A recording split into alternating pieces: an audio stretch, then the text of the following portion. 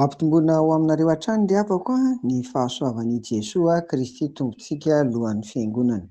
Amen. Hivavaka isika. Misaotra anao izay ry Tompo Iray Meza eny an-danitra. Amin'izao faran'ny herinandro izao misaotra tamin'izay nitahinao, nitantananao, niarovanao ary indrindra nasehonao tamin'ny fiainanay.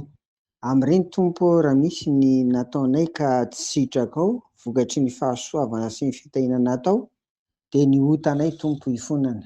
Mamondrafo aminay, mamelà ny elokay, ary dia apetraka aminao hatrany ny fiainanay, mba ho taria amin'ny fanahy masina Tompo, tsy anotanay aminao. Amin'ny anaran'i Jesoa, amen. Amin'izao taom-piangonana izao ry havana dia fotsy ny loko liturjika. Manambara amintsika izany fa ny fotsy no lokon'ny fahadiovana, ilay atao hoe pura izany.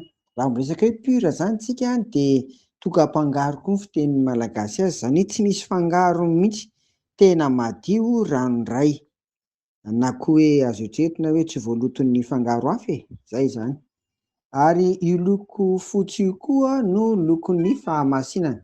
Noho izany dia fotoana fandinihan-tena mikasika ny fahamasinan'ny fiangonana izao, dia ny fahamasinatsika kristianina tsirairay avy, mpiara-mivavaka, ny vita batisa, eny ny mpandray fanasan'ny Tompo aza.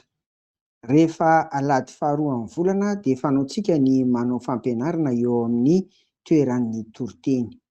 Koa raha sitrapon'ny Tompo rapitso dia mikasika ny fahamasinan'ny kristianina tsirairay avy dia ny momba ny fitafiana, mamendrika mpino izany ao amin'ny fiangonana, izany no hozaraina amintsika ry havana. Andingy haka soratra masina anankiray ny amin'izany isika dia ny Timoty voalohany, toko 2 ka ny 9 ka hatramin'ny 10 vaky toy izao amin'ny anaran'i Jesoa.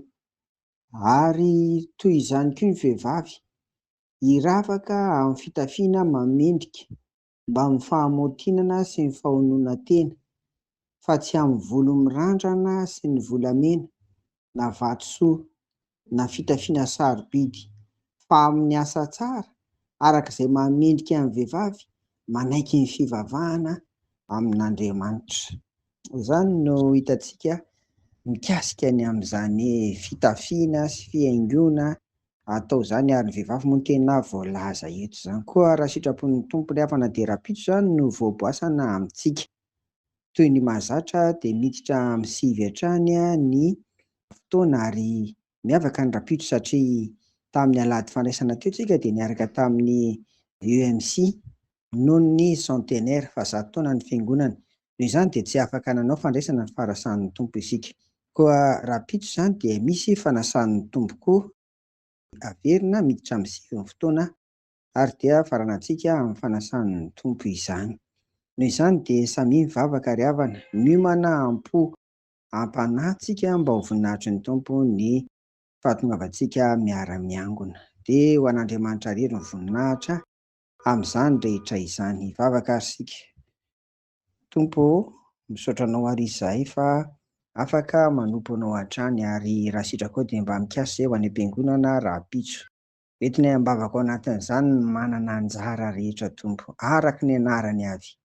Ny fanahinao masina mino ny fo sy ny saina mampanahy an'izy ireny, mba ho vitany tsara ny fanomanana, ary dia vitany tsara ny zara fanompoana rapitso. Dia enganie koa mba ampimaninao hatrany ny mpino tsirairay avy Tompo, hatramin'ny kely indrindra ka hatramin'ny lehibe.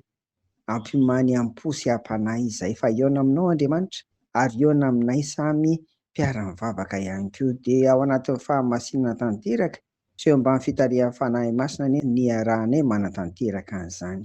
Dia mivavaka hatrany izay raha misy ny tsy salama Tompo, mba sitrano ray izy ireny. Raha misy manana olana samihafa dia ianao ihany koa naoka hitodiany ka hamahan'ny olona ny Tompo, ary raha misy azom-pahoriana dia ianao ihany koa amin'ny alalan'ny fanahy masina no ampionona sy ampahery azy ireny.